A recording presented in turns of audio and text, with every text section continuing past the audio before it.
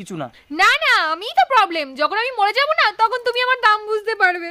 लेकिन ये साला कर क्या रहा है यहाँ पे? আরে পাগল টাগল হয়ে গেছেন নাকি? কি বলছেন আপনি? হ্যাঁ, এতই যখন প্রবলেম তাহলে আমাকে চিকিৎসা করো না, ছেড়ে দাও আমাকে।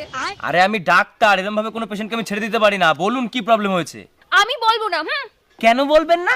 কারণ তুমি অনেক মহিলা পেশেন্টদেরও দেখো।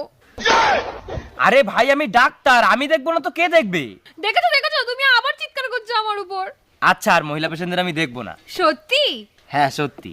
আমার দিব্যি বলো। আরে হ্যাঁ, আপনার দিব্যি।